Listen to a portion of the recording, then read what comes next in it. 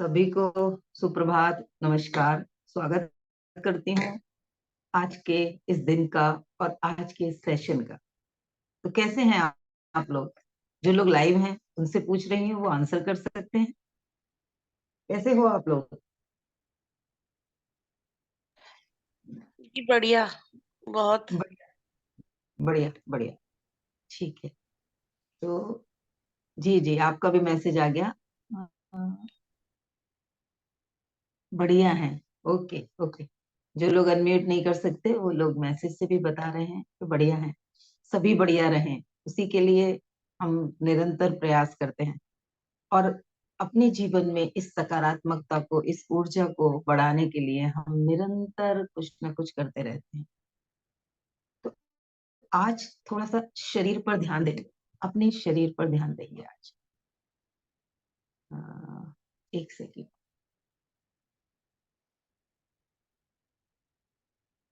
चलिए।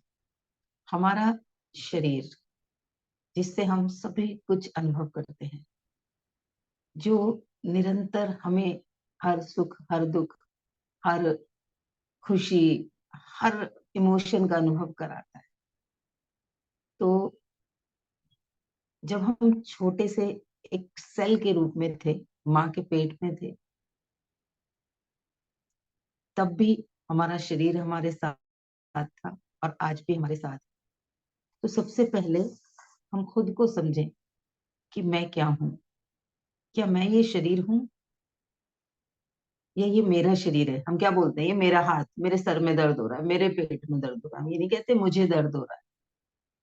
हम क्या बोलते हैं? मेरे पेट में दर्द हो रहा है, मेरे बाल ड्राई हो रहे हैं, मेरा स्किन डल हो रहा है। हर चीज के आगे मेरा शब्द का हम इस्तेमाल करते हैं। अब जैसे मेरी बहन, मेरी माँ, मेरे पिता, मेरा दोस्त, मेरा पेन, मेरा मोबाइल, मेरा घर, सब कुछ मुझसे कुछ अलग है ना? मेरा घर, मैं यहाँ हूँ, ये मेरा घर है। मैं यहाँ बैठी हूँ, रजवंत जी वो वहां बैठी हैं, वो मेरी दोस्त हैं। या मेरे बच्चे सो रहे हैं, वो अलग सो रहे हैं, मैं अलग हूँ, वो अलग है। ये मेरा पेन है, मुझे दिख रहा है मुझसे अलग। वैसे ही ये हमारा शरीर है, जो हमसे अलग है।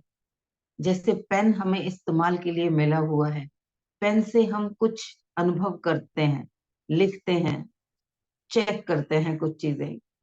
पेन से हम यही अनुभव करते हैं। वैसे ही हमें रिश्ते मिले। मेरे पिता, उनकी वजह से, मेरे माता, उनकी वजह से मैं दुनिया में आई हूँ। मेरे को जब बहुत ज्यादा केयर की जरूरत थी, तो उन्होंने ही मुझे संभाला, उन्होंने ही मुझे फीड किया, उन्होंने ही मेरी सुरक्षा की, उन्होंने ही मुझे नई नई चीजें सिखाई। वैसे ही मेरे टीचर्स, वैसे ही मेरे दोस्त, मेरा परिवार, मेरे सारे रिश्ते हैं, वो हमें कुछ ना कुछ अनुभव कराने के लिए। तो वैसे ही ये शरीर, ये भी मुझे कुछ अनुभव कराने के लिए है। उस पे बाद में पहुंचेंगे। पहले इस शरीर को समझें कि ये क्या है। ये शरीर मुझे निरंतर क्या क्या अनुभव कराता रहता है। एक जगह से दूसरी जगह शरीर से तो जाते हैं, पैरों से जाते हैं अपने। दुख सुख सब हम शरीर में ही तो महसूस करते हैं। कहानियों में सुना होगा, पता नहीं वो सच है या क्या है। जब शरीर से आत्मा निकल जाती है, हम अलग हो जाते हैं, तो ना शरीर को दर्द होता है, ना हमें कोई अनुभव नहीं होते। तो इस शरीर के साथ जुड़ के कैसे हम जीवन को जी रहे हैं, तो क्या इसकी रक्षा, इसकी सुरक्षा, इसकी देखभाल करना हमारा कर्तव्य नहीं होना चाहिए? करते हैं ना, अपने घर की साफ सफाई, अपनी कार की देखभाल, टाइम पे सर्विसिंग, रोज उस पे कपड़ा मारते हैं, हफ्ते में 2-3 बार उसको धोते हैं, सब कुछ करते हैं। वैसे ही हम अपने शरीर के लिए क्या क्या कर रहे हैं और क्या क्या कर सकते हैं, ये मनन हमें ही करना है। ये मनन हमें ध्यान देना है कि हम कर क्या रहे हैं अपने शरीर के साथ, कहाँ कहाँ केयरलेस हो रहे हैं, कहाँ कहाँ हम इस पर अत्याचार कर रहे हैं। ये सारे मनन हमें ही करने हैं। अब अगर हम, दो चीजें तो बहुत कॉमन सी हैं, सबको पता है कि हम दिनचर्या सही नहीं रखते, खान पान सही नहीं रखते, इसका मतलब हम अपने शरीर के ऊपर अत्याचार कर रहे हैं, अपने शरीर का ध्यान नहीं रख रहे। अब इसे थोड़ा डिटेल में और हम समझ सकते हैं कि खान पान में दो चीजें आएंगी। क्या खाते हैं जो खाना नहीं चाहिए, और क्या नहीं खाते जो खा लेना चाहिए। इन दो चीजों का मनन करना है। और हर शरीर की अपनी अलग प्रकृति होती है। हर शरीर अपने अलग अलग प्रकृति, जिसको आप आयुर्वेद में भी सुना होगा, वात पित्त कफ, 3 तरीके की प्रकृति होती है। तो वैसे ही हर शरीर की अपनी प्रकृति होती है। अगर हमें बहुत ज्यादा वो डिटेल में नहीं भी पता है, तो भी हमारा शरीर हमें बताता है। अगर हम कॉन्शियसली उसके साथ कनेक्ट होते हैं, हम उसको केयर कर रहे होते हैं, तो हमारा शरीर ही हमें बता देता है ये चीज जो मैं खा रही हूँ ये मुझे नुकसान देगी। अंदर से आपकी कॉन्शियस आपको बोलती है, लेकिन आप उस कॉन्शियस को इग्नोर कर देते हो उस टेस्ट के लालच में, उस उस चीज के लालच में जो आपको लत लगी हुई है उस चीज को खाने की, या आप उसको बहुत ज्यादा पसंद करते हो। मुझे तो चाहिए यार, मुझे पसंद है, मैं क्यों छोड़ दूं। अरे ये चीज तो खाने का बहुत मन कर रहा है इसलिए खा लो। इस तरीके से हम अपनी उस अंदर की जो कॉन्शियस आवाज है, जो मुझे मेरा अवचेतन बता रहा है कि ये चीज नुकसान देगी, हम उसे इग्नोर कर देते हैं। और जब जब हम अपने उस अंदर की आवाज को इग्नोर करते हैं, तब तब हम वो करते हैं जो हमें नहीं करना चाहिए। मोस्टली ये होता है। इनर वॉइस जो आती है, हमारी अंतर मन की आवाज जो होती है, वो हमें हमेशा सही दिशा में लेके जा रही होती है। उसे कोई कंफ्यूजन नहीं होता, क्योंकि वो ब्रह्मांडीय चेतना से जुड़ी हुई है। ये पूरा विश्व का जो भी कॉन्शियसनेस है, जो चेतना है इस विश्व की, जो पूरे विश्व को चला रही है, जो सर्वशक्तिमान है, हमारे अंतर्मन की चेतना उस चेतना के साथ कनेक्टेड है। जैसे जियो का किसी के पास फोन है, जियो का सिम है, सॉरी फोन नहीं सिम है, तो वो जियो नेटवर्क से कनेक्टेड है। खाली उसके अपने अपने होने से कुछ नहीं हो रहा, वो कंबाइनली उस नेटवर्क से कनेक्टेड है, और वहां से वो जियो का नेटवर्क उसे जियो के सारी सिम और बाकी और कंपनीज के सिम के साथ कनेक्ट करता है। तो वैसे ही जब हम ब्रह्मांड से कनेक्टेड हैं, इस ब्रह्मांडीय चेतना से कनेक्टेड है, तो हमारे पास जो इन्फॉर्मेशन आएगी वो तो सही वाली ही आएगी ना, अच्छी वाली ही आएगी।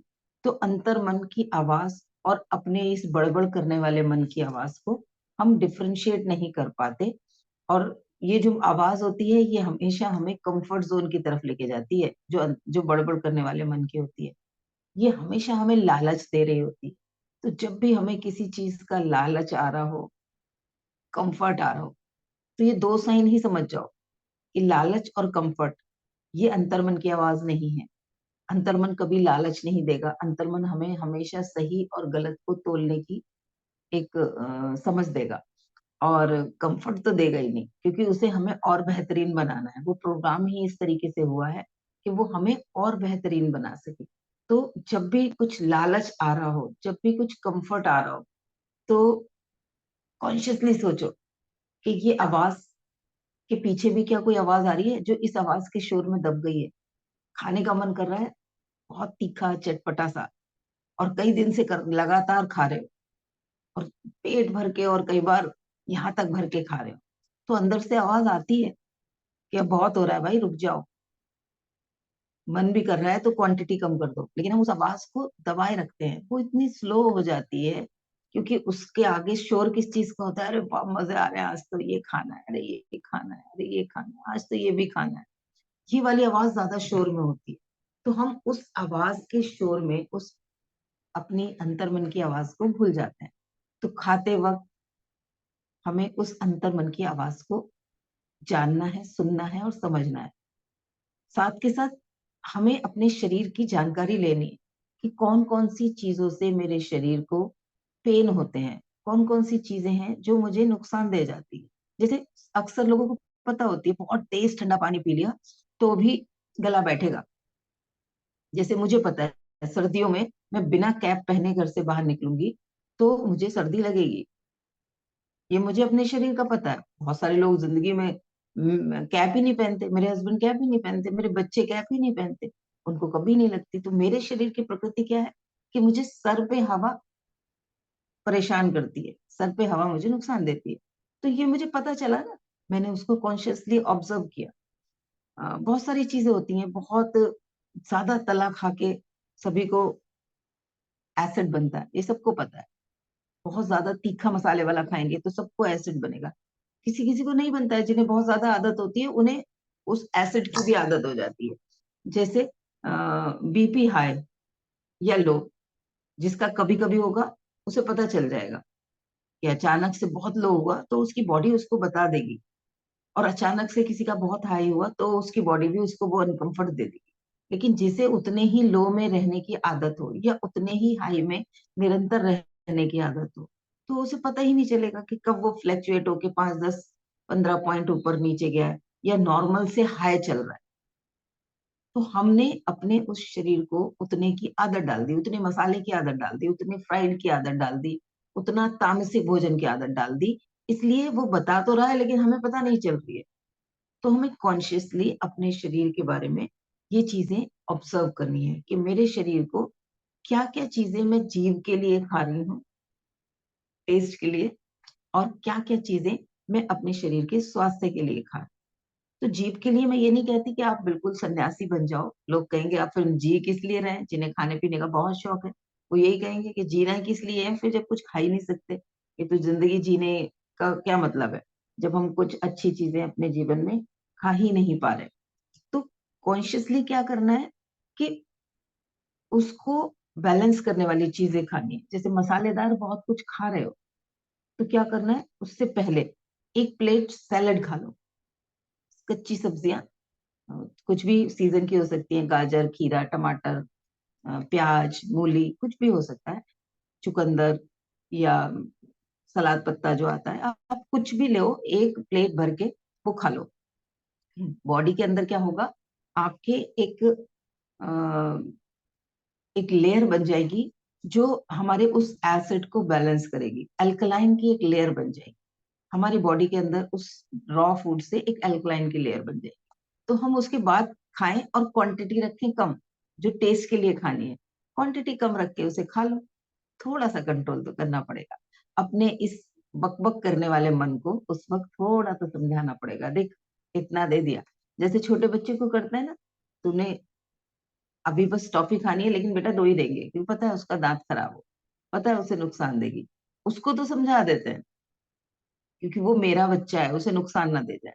वैसे ही ये मेरा शरीर है, इसे क्या क्या नुकसान दे रहा है इसे बताने के लिए कोई और आएगा क्या, कोई दूसरा इंसान आएगा क्या?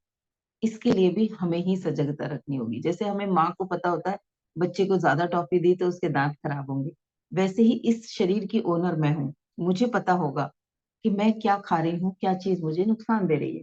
और जब भी किसी चीज को आप क्वांटिटी कम करें या रिजेक्ट करें, तो मतलब रोकें, जिसका परहेज बोलते हैं हिंदी में कि परहेज करें, अ, संयम करें किसी चीज पे, तो उसके लिए बस करना है कि अभी तक मैंने तुम्हें बहुत एंजॉय किया, अब मैं अपने शरीर के स्वास्थ्य के लिए आपको थोड़ा सा अपने से दूरी बना रही। जैसे एक बच्चा माता पिता से दूर रहना नहीं चाहता, माता पिता बच्चे से दूर रहना नहीं चाहते, लेकिन वो अपने हित के लिए, अगर उसे पढ़ाई के लिए हॉस्टल जाना है या जॉब के लिए कहीं दूसरे शहर जाना है तो वो बच्चा जाता है। वैसे ही हमें उस टेस्ट वाली चीजों से थोड़ा सा डिस्टेंस बना लेना है। चिढ़ना नहीं है, जबरदस्ती करेंगे, समझ के साथ करेंगे, दोनों में अंतर होगा। अगर हम जबरदस्ती करेंगे तो बार बार अंदर से टेम्पटेशन होगी, आप वो थोड़ी देर बाद ही खा लोगे जाके। समझ के साथ उसको देखना है कि ये चीजें मुझे नुकसान दे रही हैं, मेरे शरीर को अब ये हार्म पहुंचा रही हैं, तो पहले मैं इनकी क्वांटिटी कम करूं। अगर 4 बार खाती हूँ तो 2 बार खाऊं, अगर दिन में 1 बार खाती हूँ तो एक दिन छोड़ के खाऊं। ऐसे करके आप धीरे धीरे उन चीजों का परहेज कर सकते हो। और क्या खाना है वो भी कॉन्शियसनेस के साथ। जैसे अभी मैंने एक चीज आपके साथ डिस्कस करी कि आप खाने से पहले मसालेदार तीखा तेज कुछ खाने से पहले सैलेड खा लो, कच्ची सब्जियां खा लो। वैसे ही अपनी डाइट में आप फ्रूट्स बढ़ा सकते हो, वैसे ही आप अपनी डाइट में कुछ सीड्स बढ़ा सकते हो, ड्राई फ्रूट्स बढ़ा सकते हो। अब उनको खाने का भी एक तरीका होता है, वैसे खाना है, भिगो के रखना है रात भर, किसी भी सीजन में खाओ, भिगो के रखो और फिर खा लो। तो आपको कोई भी ड्राई फ्रूट्स नुकसान तो देगा ही नहीं, साथ के साथ वो आपको और बेहतर लाभ मिलेंगे उसके। क्योंकि अगर आप बादाम ऐसे ही खा रहे हो मूंगफली की तरह, आप पहली बात तो हम लोग उतना चबाते नहीं है कि वो मुंह के अंदर ही पेस्ट बन जाए, हम उसे खा जाते हैं बहुत जल्दी।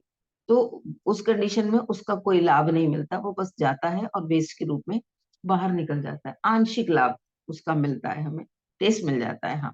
लेकिन जब हम रात को भिगो के उसी बादाम को छील के और चबा चबा के खाते हैं, ऐसे जैसे हमने उसे पीस के पेस्ट बना लिया हो, जैसे हम छोटे बच्चे को घिस के देते थे ना, किसी पत्थर पे हम घिस के फिर उसको चम्मच में वो पेस्ट देते थे, वैसे ही इन दोनों अपने जबड़ों के नीचे दांतों के बीच में उसको तब तक चबाना है जब तक वो पेस्ट बन जाए। और फिर उसको जब हम अपने स्वेल करेंगे, उसे खाएंगे, अपने हलक से नीचे लेके जाएंगे अपने, अ, तब वो जाके हमारे शरीर में एब्सॉर्ब होगा, हमारी आंतें उसके पोषक तत्वों को एब्सॉर्ब कर पाएंगी।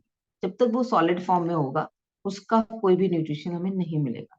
तो हमें ये चीजों का ध्यान देना है कि हम क्या खा रहे हैं, जो हमें रोकना है, और क्या नहीं खा रहे जिन्हें हमें अपनी चीजों में ऐड करना है। ठीक है, हम उन चीजों को थोड़ी थोड़ी क्वांटिटी में ऐड कर सकते हैं अपने शरीर का ध्यान रख। अब इस शरीर को ध्यान में रख के इस शरीर की केयर करने के लिए एक और इम्पोर्टेंट चीज है जो हम इग्नोर करते रहते हैं। हमारे शरीर की जो सबसे ज्यादा स्ट्रांग अंग है वो क्या है? सबसे ज्यादा स्ट्रांग और सबसे ज्यादा इंपॉर्टेंट अंग कौन सा है, कोई बताएगा? आप में से कोई बताएगा? चलिए, हमारे शरीर की रीढ़, जो स्पाइनल कॉर्ड है, वो सबसे ज्यादा स्ट्रांग है। वो सबसे ज्यादा स्ट्रांग इन द सेंस सबसे ज्यादा पावर्स उसके पास है। वो ही हमारे पूरे शरीर को चला रही है। अगर किसी की स्पाइन में प्रॉब्लम हो तो चलना फिरना मुश्किल हो जाता है, जिसको स्लिप डिस्क हो जाती है। इस स्पाइन का शोल्डर वाले हिस्से में किसी को प्रॉब्लम हो तो सर्वाइकल जिसे कहते हैं, उसके वजह से उसके हाथों में इवन अंगूठे तक वो दर्द आ जाता है, उंगलियों तक वो दर्द आ जाता है, सर हिलाने में दिक्कत होती है, उसको चक्कर आने शुरू हो जाते हैं, वॉमिटिंग आनी शुरू हो जाती है। और बाकी तो है ही अलग अलग ऑर्गन्स में। तो आज हम इस अपनी रीढ़ के बारे में भी समझेंगे। हमारी जो बिल्कुल बेस वाला हिस्सा है, गुदा के पास वाला हिस्सा, वहां से लेके और जहां पे हमारा मस्तिष्क शुरू होता है, उस जगह तक की जो हड्डियों का एक ग्रुप है, 32 नहीं 33 हड्डियां होती हैं जो एक के ऊपर एक इस तरीके से लगी होती हैं, एक के ऊपर एक इस तरीके से लगी होती हैं, बिल्कुल गुदा द्वार के पास से। और हमारे मस्तिष्क का जहाँ शुरुआत होती है, वहां तक वो हमारी स्पाइनल कॉर्ड होती है, इस रीढ़ की हड्डी होती है। और हर हड स्पाइनल कॉर्ड की हर वर्टिब्रा, हर एक जो छोटी हड्डी होती है जो ऐसी वाली, उसे हम वर्टिब्रा बोलते हैं, उनके बीच से कुछ तंत्रिकाएं निकल रही होती हैं जो हमारे शरीर की पूरा नेटवर्क है। जैसे जियो का नेटवर्क है, हर जगह वायरिंग हो रखी है, वैसे ही वो जो तंत्रिकाएं हैं, वो हमारे पूरे शरीर तक सारे संदेश लेके जाती हैं। खुजली आती है, हाथ को कैसे पता कि यहाँ खुजली आ रही है? हाथ को कैसे पता कि यहाँ पे कुछ काट के चला गया है? हाथ को सोते सोते कैसे पता चलता है कि वो मच्छर ने काटा तो वो मार? तो वो ही तंत्रिकाएं हमारे पूरे शरीर तक सारे संदेश पहुंचाती हैं, सारे मैसेजेस देती हैं। तो इस रीढ़ का कितना बड़ा योगदान है हमारे शरीर में। तो सबसे पहले इस रीढ़ का ध्यान रखना होगा। हमें ऐसी चीजों से बचना होगा जो हमारी रीढ़ को डैमेज करें। हमें अचानक से बहुत ज्यादा बोझ उठा लिया, आदत तो है नहीं। अब आप कहोगे मजदूर बोझ उठाते हैं, उनके को तो कुछ नहीं होता, वो प्रैक्टिस में होते हैं। आप रोज बोझ उठाते नहीं और एक दिन आपने 30 किलो का कट्टा या 30 किलो की कोई चीज उठा ली, तो क्या होगा? अचानक से, हो सकता है कुछ ना भी हो सकता है अचानक से वो झटका सबसे पहले, क्योंकि आपने हाथों से जोर दिया, हाथों से जुड़ी सारी जो तंत्रिकाएं हैं या जो जो वर्टिब्रास हैं उन पे प्रेशर गया और वो नस खिंच जाती है, जिसे हम बोलते हैं चिनका आ गया। इधर यूपी की भाषा में उसको चिनका कहते हैं। क्रैम्प्स आ गए, मसल पुल हो गई। तो हमें अपनी इस रीढ़ का बहुत ध्यान देना है। ये रीढ़ हम उसको अचानक से कोई ओवरलोड नहीं करेंगे। आप एकदम से किसी को, जो कभी एक एक लोग का भी खाना नहीं बनाता, जो इंसान, उसको आप एकदम से बोलोगे कि आज से तुम्हें 10 लोगों का खाना बनाना है, तो कैसे बना पाएगा? एक इंसान जो कभी वॉक ही नहीं करता, उसको आप एकदम से कहोगे कि आज से तुझे 10 किलोमीटर वॉक करनी है, वो 2 दिन भी नहीं जा पाएगा। आज जाके ही कल सुबह उठेगा तो उसके पैरों में बहुत दर्द होगा, और वो दूसरे दिन 10 कदम भी चलेगा तो उसे परेशानी होगी। आप में से कुछ लोगों ने इसे अनुभव किया होगा कि जब भी कभी हम कोई आसन की शुरुआत करते हैं, योग की शुरुआत करते हैं, वॉक की शुरुआत करते हैं, तो शुरुआत के 3-4 दिन हमारी काफ मसल्स में या हमारे थाई मसल्स में बहुत पेन होता है। तो वैसे ही हमें अपने इस रीढ़ का ध्यान रखना है कि इसके ऊपर कोई भी ओवरलोडिंग ना हो। हम गलत पोस्चर्स में ना बैठें, हम कुछ अचानक से कुछ भारी ना उठा लें। हम इन चीज़ों का ध्यान रखेंगे। ये तो हो गया फिजिकल ध्यान। उसके साथ-साथ हम इसमें योग का इस्तेमाल करें। जितना भी आप मूव कर सकते हो, जो भी आपके शरीर की इस समय स्थिति है, बिना किसी ज़ोर-ज़बरदस्ती से आपको वो आसन करने हैं। अगर आप जो भी डॉक्टर अगर कोई कॉम्प्लिकेशन है तो डॉक्टर से कंसल्ट करके करें, नहीं तो जो भी आसन कर रहे हो उसमें जहाँ तक शरीर जा रहा है, उससे थोड़ा-सा स्ट्रेच करना है, बहुत थोड़ा-सा। ये नहीं कि अनीता जी कर रही हैं तो उनके हाथ तो तलवे पैर के आपके अंगूठे छू रहे हैं, मेरे हाथ तो जा ही नहीं रहे। आप अगर हाथ नीचे लेके जा रहे हो, आपके हाथ घुटनों से थोड़ा नीचे जा रहे हैं, तो धीरे-धीरे करके लेके जाओगे, एकदम से नहीं करना। तो हमें एक तो योग को अपने जीवन में इस्तेमाल करना है रेगुलरली। कोई भी शरीर को हिलाने-डुलाने वाली जो भी एक्टिविटीज़ हैं, वहाँ से शुरुआत करिए अगर योग नहीं करते हैं, और धीरे-धीरे कुछ ना कुछ आसन को बढ़ाइए। उसके अलावा हम एक और चीज़ करेंगे जो है inhale with your spinal cord. हम अपने स्पाइनल कॉर्ड के साथ साँसों का इस्तेमाल करेंगे और इसे हील करेंगे। आज हम वही ध्यान करेंगे। उससे पहले हम समझेंगे कि हमारी जो भी रीढ़ की हड्डी का निचला हिस्सा है, वहाँ से लेके और जहाँ मस्तिष्क है, वहाँ तक हमारी स्पाइनल कॉर्ड। तो कौन-कौन से हम चक्रास की सबको नॉलेज नहीं होगी या तो है। कितने लोग जानते हैं चक्रास के बारे में आप में से? चलिए, चक्रास के ऊपर भी किसी दिन एक सेशन करूँगी। अ, जो हमारा सबसे निचला वाला हिस्सा है, वहाँ पर हम एक चक्र जो होता है जिसे हम बोलते हैं मूलाधार चक्र, और वो अलग-अलग चीज़ों के लिए रिस्पॉन्सिबल होता है। ऐसे ही हमारे पूरे शरीर में 7 मेजर चक्र होते हैं। इन्हें मान लीजिए कि ये हमारे शरीर के ट्रांसफार्मर्स हैं। हमारे शरीर के लिए जैसे ट्रांसफार्मर उस एरिया की लाइट को कंट्रोल करता है, वैसे ही ये उस एरिया के सारे सिग्नल्स को, सारी एनर्जी को चक्रास हमारे कंट्रोल करते हैं, और हमारी स्पाइन वहाँ के मैसेजेस को, वहाँ के सिग्नल्स को। तो हम अगर पूरे शरीर को स्वस्थ रखना चाहते हैं, तो उसके बीच में जो एनर्जी है, उसका फ्लो अच्छा होना चाहिए। उस फ्लो को बेहतर बनाने के लिए आज हम करेंगे conscious inhaling with your spinal cord. अपनी इस रीढ़ के साथ एक सजग ध्यान, श्वासों का सजग ध्यान, ठीक है? तो सभी लोग एक आरामदायक मुद्रा में बैठेंगे। उससे पहले समझेंगे कि ये ध्यान हमें कब-कब करना है। इसके लिए कोई विशेष तैयारी की ज़रूरत नहीं है। आप सिर्फ सीधे बैठ सकें, और जितना आपका शरीर अलाउ करता है, उतना आप स्पाइन को सीधा कर सकें। ज़रूर ज़ोर-ज़बरदस्ती वहाँ भी नहीं करनी। अगर आप पूरा सीधा होके बैठ सकते हैं, तो पूरा सीधा हो जाइए। अगर आपको कहीं कुछ पेन है, सपोज़ यहाँ कमर में दर्द है, तो पीछे कोई कुशन या पिलो लगा के आप बैठ सकते हैं। 2 समय अगर आप इसे करेंगे, तो ये शरीर को बहुत बेहतरीन लाभ देगा। सुबह उठते ही बिस्तर पे जैसे ही आप जागे, बैठ के, और ज़्यादा समय नहीं लगेगा इसे, तो आप सीधा बैठे हैं जैसे ही उठ के, आप इस ध्यान को करें, और रात को सोने से पहले इस ध्यान को करें, तो आपको बहुत ज़्यादा लाभ मिलेंगे। निरंतर जो लोग इसको अभ्यास करेंगे, वो लोग अपने जीवन में परिवर्तन स्वास्थ्य की दृष्टि में तो बहुत ज़्यादा देखेंगे। तो क्या करेंगे हम?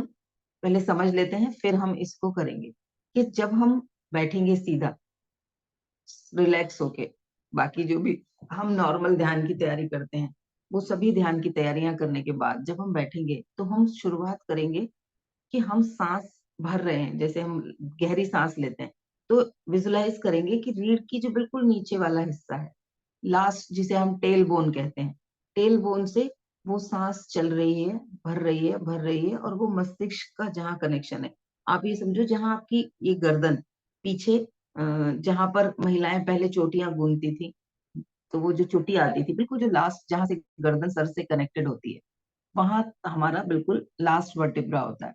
तो हम ये अनुभव करेंगे कि वो सांस नीचे से टेल बोन से शुरू होके और बिल्कुल हमारे लास्ट वर्टिब्रा तक, यहाँ तक आ रही है। मैं बाकी आप लोगों को निर्देश देती रहूंगी, लेकिन फील ये करना है कि सांस ऐसे भर रही है। और शुरुआत में इसे हम 5 से 7 बार करेंगे। जब भी हम शुरू करेंगे कुछ दिन, फिर धीरे धीरे एक एक दो दो करके इसे हम 15 से 20 या 25 तक ले जा सकते हैं। दिन में 2 बार हम कर सकते हैं, एक बार तो जरूर करें। ठीक है। उससे क्या होगा, हम अपनी तंत्रिकाओं के लिए, अपने उस वर्टिब्रा के लिए कॉन्शियस होंगे, जो हमें संभाले हुए है। हम पूरे दिन उसके बारे में ध्यान भी नहीं देते, सोचते भी नहीं कि स्पाइन, सब चीजों का ध्यान आता है, स्पाइन का तो ध्यान ही नहीं आता। उसका तो ध्यान तब आता है जब अगर हम बिस्तर पे लेटे और कहीं दर्द हो रहा हो, या खड़े हैं और हमारे शरीर में दर्द हो रहा हो। उससे पहले तो हम उसका ध्यान ही नहीं देते, क्योंकि हमें दिखती नहीं ना, वो पीछे होती है। ये भी एक इशारा है।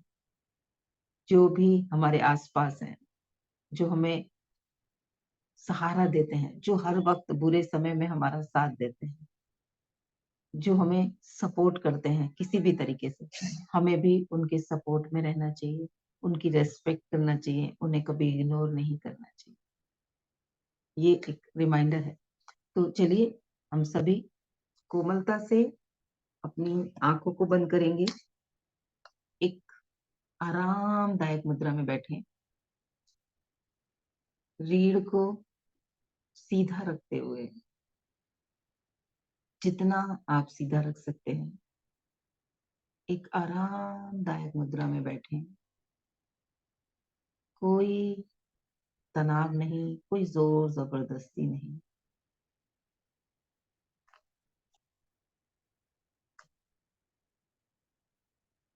आंखों को कोमलता से बंद रखेंगे।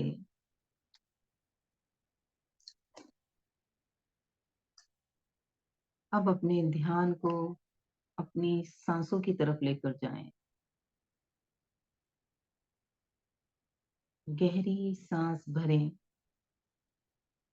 और विजुलाइज करें कि ये सांस टेल बोन से शुरू होकर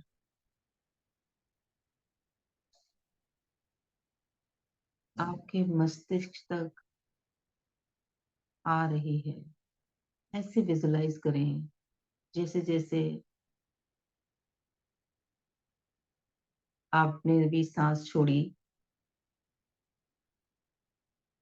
तो ये सांस ऊपर चढ़ी। विजुलाइज करें रीढ़ के साथ, जैसे ही आप इनहेल करते हैं वो सांस टेल बोन से लास्ट वर्टिब्रा तक आ रही है। कुछ सेकंड के लिए होल्ड करें, फिर एक्सेल। धीरे धीरे वो सांस लास्ट वर्टिब्रा यानी कि टेल बोन तक जाकर रुक रही है। फिर से सांस भरें। वो एनर्जी स्पाइनल कॉर्ड में ऊपर तक आ रही है। व्हाइट लाइट की तरह विजुलाइज कर सकते हैं, या गोल्डन लाइट की तरह। स्पाइन के आखिरी वर्टेब्रा तक वो सांस आ रही है। होल्ड करें, रिलैक्स। फिर धीरे धीरे वो सांस लास्ट वर्टेब्रा तक जा रही है। एक बार और गहरी लंबी सांस, जो हमारी टेल बोन से शुरू होकर लास्ट वर्टिब्रा तक आ रही है।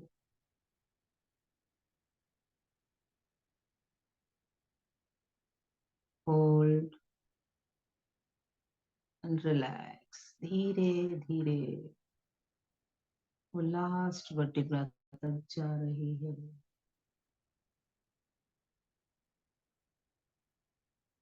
एक बार और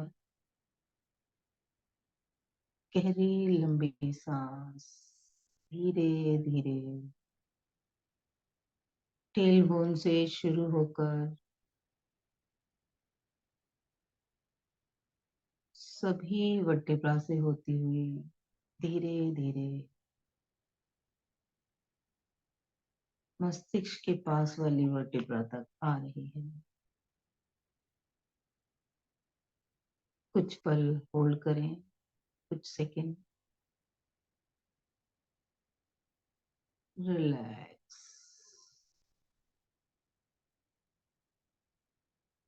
एक बार और गहरी लंबी सांस, पूरी वर्टेब्रा के अंदर सभी तंत्रिकाओं को एनर्जी दे रही है, हील कर रही है। कुछ सेकंड होल्ड, रिलैक्स। धीरे धीरे ये टेल बोन तक जा रही है। आज सिर्फ 5 बार करेंगे। सहजता से आंखें खोलें। अभी थोड़ा जल्दी जल्दी समझाने के लिए किया है। जब आप इसे अकेले में प्रयास करें तो बिल्कुल जैसे आप लोगों ने देखा होगा पुराना वाला बीपी मेजर करने का जो इंस्ट्रूमेंट होता था, उसमें एक पारा ऊपर नीचे चढ़ता था। देखा होगा ना सभी ने कि जब बीपी चेक करते थे तो वो ऐसा कुछ ऊपर आता था, फिर वो धीरे धीरे नीचे जाता था। वैसे ही विजुलाइज करें, जैसे जैसे आप सांस भर रहे हैं वो सांस आपकी रीढ़ की हड्डी हड्डी के अंदर टेल बोन से शुरू हो रही है। एक वाइट या सुनहरा प्रकाश को सोच सकते हो आप उस समय, और वो धीरे जितना स्लो आप उसको लेके आओगे, स्लो स्लो सांस भर के लेके आओ, धीरे धीरे धीरे धीरे वो यहाँ पे आ गई। यहाँ आके आपने उसे कुछ सेकंड के लिए सांस को भी रोका, और आप देख रहे हो कि वो ऊर्जा, वो जो लाइट है गोल्डन या व्हाइट जो भी आपने विजुलाइज की है, वो भी वहीं पर रुकी हुई है। पूरी हड्डी के अंदर वो सफेद प्रकाश है, पूरी रीढ़ के अंदर वो सफेद प्रकाश भरा हुआ है, क्योंकि आपने सांस रोकी हुई है, होल्ड की हुई है। फिर धीरे धीरे विजुलाइज करो कि वो धीरे धीरे धीरे धीरे धीरे धीरे धीरे धीरे नीचे जा रही है, और वैसे ही धीरे धीरे आप नाक से सांस छोड़ो। इसे थोड़ा अभ्यास करेंगे तो ये होगा। ये एक राउंड हो गया ऐसे कि एक बार आपने भरा और देखा मन की आंखों से कि पूरी रीढ़ की हड्डी के अंदर जिस भी लाइट को आपने विजुलाइज किया है उस कलर की लाइट भरी हुई है, और वो हील कर रही है। आपके रीढ़ की हड्डी के अंदर की हर एक वर्टिब्रा को वो हील कर रही है, हर एक तंत्रिका को वो हील कर रही है। तंत्रिका यानी कि इंग्लिश में क्या बोलेंगे, शब्द नहीं याद आ रहा मुझे इस समय इंग्लिश का। तो जो भी हमारे शरीर को वो सारे संदेश लेके जाती हैं, हमारे शरीर की तंत्रिकाएं, तो वो उन्हें हील कर रही है। ये हमें विजुलाइज करना है। फिर धीरे धीरे उसको वापस टेल बोन तक लेके जाना है।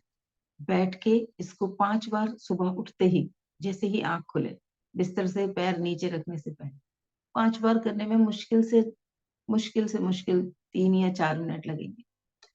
ये मैं बहुत बोल रही हूँ, जब बहुत आप अभ्यास कर लोगे, वरना 2 मिनट में हो जाएगा।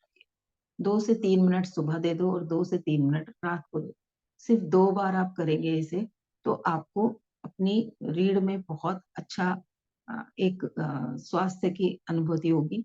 दर्द कहीं हो रहे होंगे तो वो भी हील होंगे, और उसके साथ साथ ये पूरी तंत्रिकाएं हमारे शरीर की हर गतिविधि को कंट्रोल करती हैं। हमारी स्पाइन हमारी हर गतिविधि को कंट्रोल करती है, और हमारी हर एक्टिविटी के साथ साथ ये हमारे एक्शंस को कंट्रोल करती है। हम जितना भी हिलते डुलते हैं, जो भी कुछ करते हैं, जितनी मेहनत के काम करते हैं, इवन उठा के एक कागज भी अगर हम उठा रहे हैं तो वो भी हमारी रीढ़ उसके लिए रेस्पॉन्सिबल है। तो उसकी हमें केयर करनी है, उसके साथ हमें कनेक्टेड रहना है। अगर हम अपने शरीर को स्वस्थ रखना चाहते हैं, अपने शरीर के स्वास्थ्य पर ध्यान रखना चाहते हैं, तो स्पाइन के लिए हमें अ, अभी जैसे बहुत गर्मी नहीं है तो थोड़ी देर हम ऐसे बैठे कि हमारी पीठ पर धूप लगे, वो जरूर करना है। किसी से अगर हम थोड़ी सी मसाज करवा सकते हैं कमर की, एक दूसरे की कर लो परिवार में, तो रीढ़ के ऊपर मसाज जरूर करनी चाहिए। हल्के हाथों से रीढ़ के ऊपर कोई अच्छा अपना कोई भी ऑयल लेके उससे मसाज की जाए, वो पूरी यहाँ से लेके और टेल बोन तक वो मसाज की जाए। ये बहुत हमारे शरीर को लाभ देगी। उसके साथ साथ स्पाइन की एक्सरसाइज आपको इंटरनेट पे मिल जाएंगी, आप में से बहुत सारे लोग जानते भी होंगे। तो अपने शरीर की स्थिति के हिसाब से, जो भी आज स्थिति है शरीर की, उसके हिसाब से स्पाइन की थोड़ी बहुत एक्टिविटीज डेली करनी है।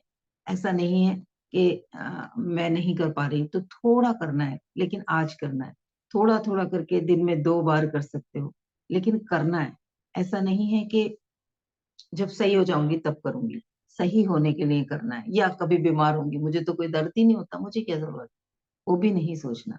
उस अपने स्पाइन का ध्यान रखना है।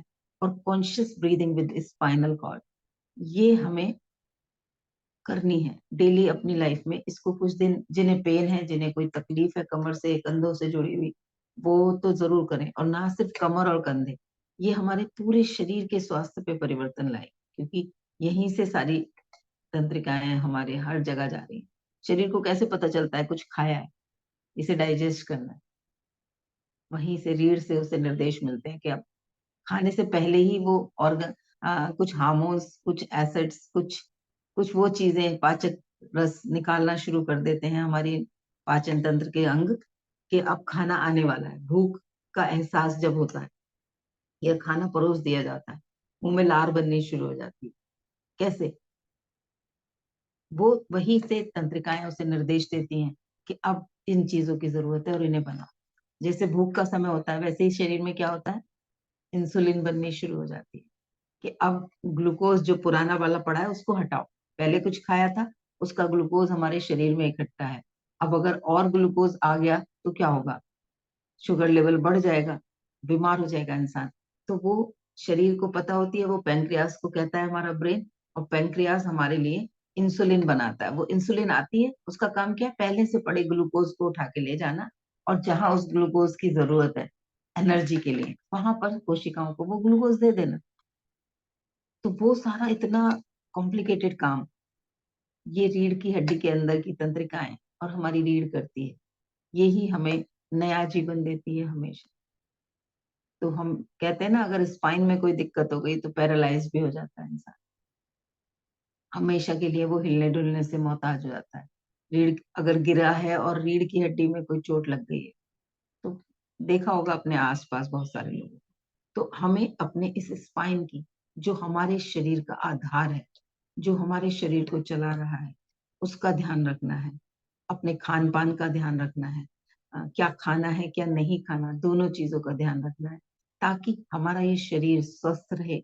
हमारा ये शरीर हमें जो भी अनुभव करा रहा है, हम उन अनुभवों को सही से कर पाए, और जो कार्य करने के लिए हमने ये जन्म लिया है, इस पृथ्वी पर आए हैं, वो सभी कार्य हम सुचारू रूप से कर पाए।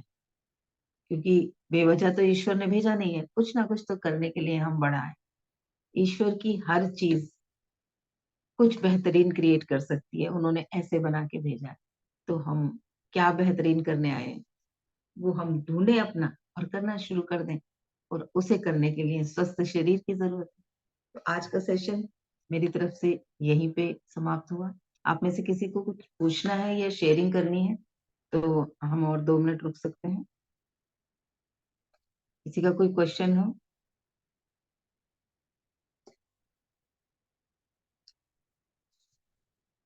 आज कोई बिना नाम के एंटर हुआ है, यूजर लिखा हुआ आ रहा है, कौन है?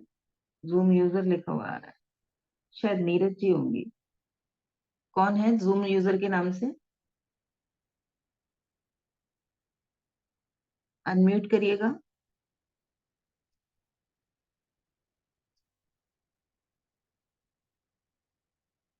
किस किसने ब्रीथ करते वक्त वो महसूस किया, वाइट लाइट या कुछ?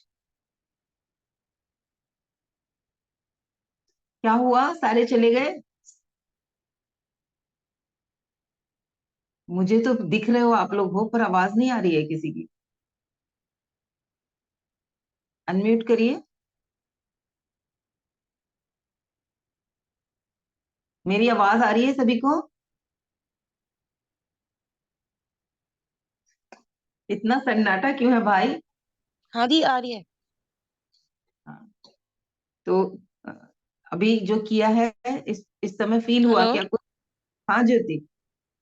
हाँ दी आ रही है बस।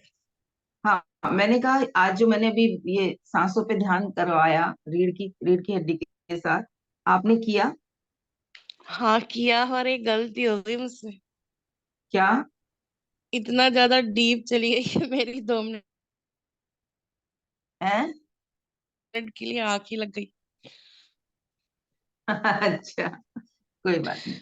जब हम रीढ़ पे फोकस करते हैं तो हम रिलैक्स होते हैं बहुत ज्यादा। अगर हम उस पे फोकस करके कोई भी एक्टिविटी करते हैं तो हम रिलैक्स होते हैं, तो हो जाता है, कोई बात नहीं। जूम यूजर के नाम से कौन है, बता दीजिए। चलिए। हेलो।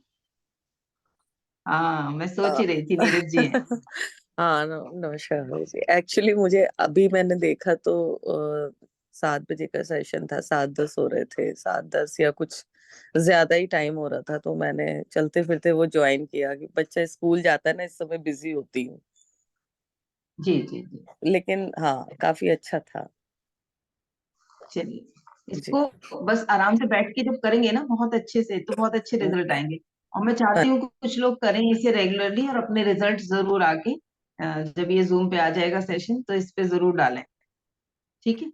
हाँ मैसेज जी। जरूर, मैसेज अपना रेस्पॉन्स दें। और जो लोग मुझे यूट्यूब पर सुन रहे हैं, वो भी अगर इस अभ्यास को करते हैं और उन्हें कुछ अनुभव होते हैं, तो आके अपने अनुभव जरूर मैसेज बॉक्स में मुझे दीजिएगा। आपके मैसेजेस, आपके लाइक, आपके कमेंट्स मुझे मोटिवेशन देते हैं। धन्यवाद सभी को। मिलेंगे कल फिर सुबह 7 बजे।